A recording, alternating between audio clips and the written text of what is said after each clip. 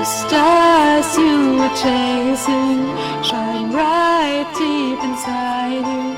When will you ever let it shine from within and cast off? Hello and welcome back to Kingdom Reviews. I'm your host, Future Keybearer. Today we return yet again to Agrabah. We pick up with Sora chasing Pete, but losing him upon arriving in the city. Where is he? So what, did Sora just run all the way here? Why is it so quiet? I thought this place would be busier. What? You think people live here? It's just as desolate as it's always been. No one here except the peddler. And of course Aladdin. Hey there, how come everybody's indoors? Strange blocks, weird monsters, pick a reason. And suddenly the lack of NPCs in previous games makes total sense. Anyway, Aladdin asks Sora to keep an eye out for Jasmine, and he eventually finds her being harassed by Jafar. Must be Tuesday. Naturally, Sora intervenes, and we're taking on Jafar now. Already? Damn, this world was short! After getting his ass kicked, Jafar runs off, eventually bumping into Pete. As if one street rat weren't enough! Rodent troubles? Trust me, I can relate. I've got your fix right here, Pally. Is Pete selling Jafar drugs? No, actually, Pete has used the glitches to create a replica of the magic lamp. No genie inside it, but can still grant wishes. Because Pete is suddenly smart enough to hack the system. Meanwhile, Sora escorts Jasmine back to Aladdin, but the reunion is short-lived. Jafar arrives to kidnap Jasmine, and as he leaves, decides to freeze the whole city in time. Huh. Well, I'll give it this. It's different. Fortunately, Sora wasn't affected by the spell.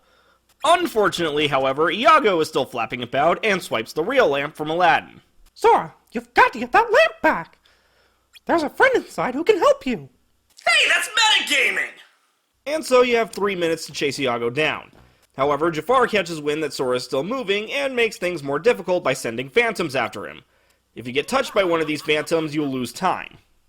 I mean, the time limit is still pretty generous, but let's not tempt fate, shall we? After chasing Iago around the city in this deafening silence, because I guess Jafar also paused the soundtrack, Sora eventually catches up with him, reclaims the lamp, and unwittingly releases Genie. Name's Genie of the Lamp. How you doing? Just make a wish and all your problems will be solved. Magic at your service all day, 24/7 and 365! That's right, I'm all yours. Yes! Finally! I've been saying this since KH1!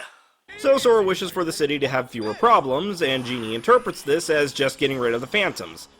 Which is helpful, but not what Sora had in mind. Genie, being fully aware of this... Okay, that one's a freebie. Wait, you can do that?! Then what's the point of the 3 wishes rule?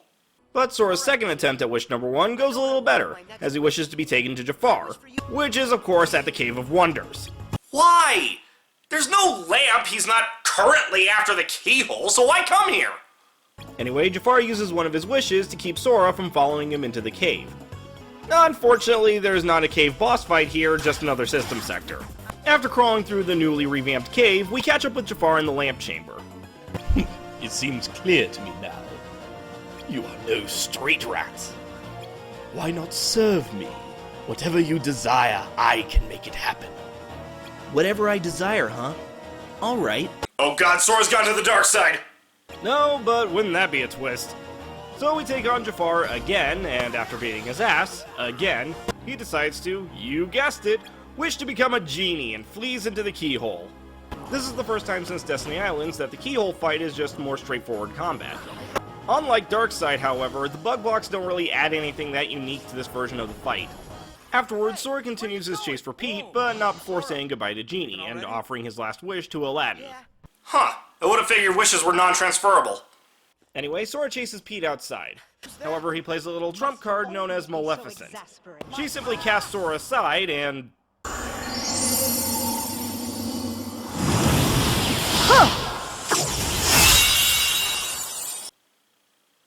Holy shit.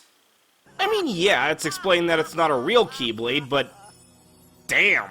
Before Maleficent can do the same to Sora, Riku and Mickey step in. And it's time we finally get a straight answer as to how our two villains are here. Apparently Pete was doing some spy work at Disney Castle and got sucked into the datascape along with Mickey, Donald, Goofy, and Jiminy.